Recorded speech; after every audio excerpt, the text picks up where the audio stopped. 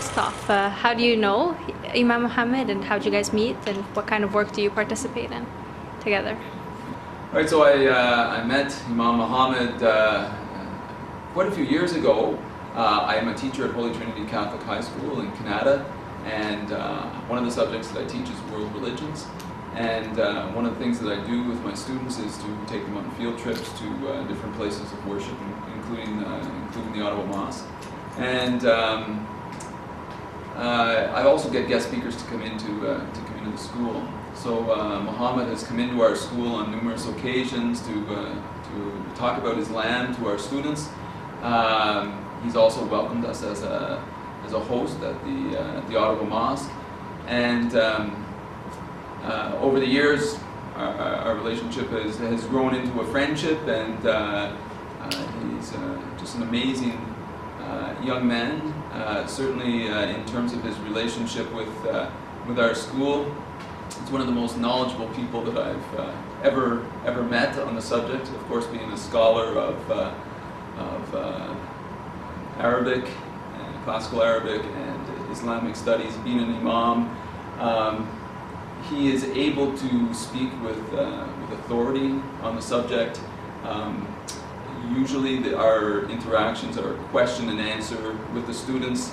He allows them to ask the questions that they want, and he is so comfortable, of course, and capable of responding.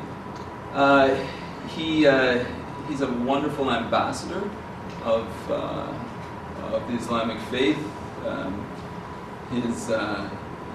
He presents, this God of love, this God who wants to unite, and his work speaks to that. His interaction with the students speak to that. Is a beautiful way of doing that. I might go back and talk a little bit more about world religions for a little bit, then maybe. Sure, go ahead. Yeah. Whatever. So I think that certainly for us in a Catholic high school, having a course, a grade 11 course on world religions is so important. Certainly we, as a school, even there's numerous cultures and faiths represented in our school.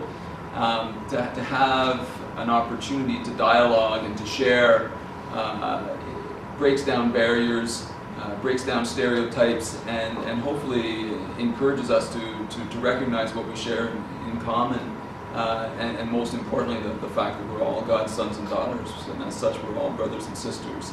And certainly the work that Mohamad does in our schools and in welcoming us at the mosque and in sharing with us goes a long way towards achieving those goals. And in a similar way, his idea to cycle and meet people along the way, and to again share the faith, the truths, to break down misconceptions, and again goes a long way to building this unity that I believe is of God. That's great. So you answered my next question. So, what words of advice or encouragement do you have for him personally? So in terms of advice for your adventure, Mohamad, I guess my only advice would be yourself. The person is the message where you're concerned, and you will, just in your hospitable nature, in your welcoming nature, in your friendly nature, you will bring that message, and you will break down barriers that separate and divide. Is there anything else any other messages that you would want to convey in such a project?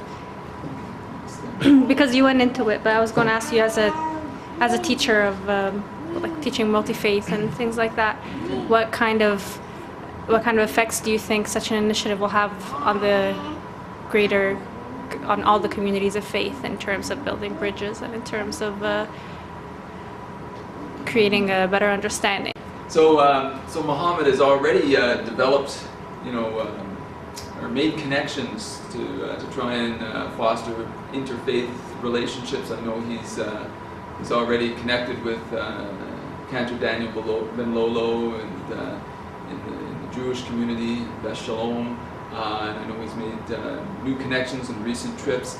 And I think his adventure as the Cycling Cleric will just continue the work that he's already trying to do here in Ottawa.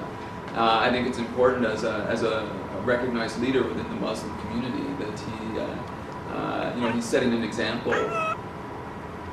I think for me personally, as a teacher of world religions, one of the things I've learned over the 24 years I think I've been teaching world religions and dialoguing with people of other religious traditions like Muhammad is that it's enriched my own faith. I just find that it's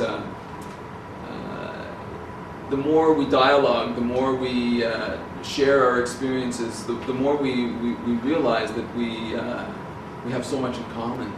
And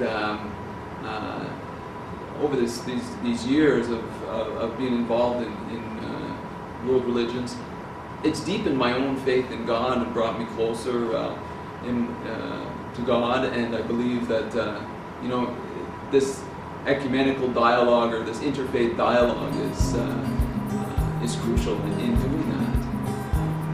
And his trip will no doubt serve that purpose.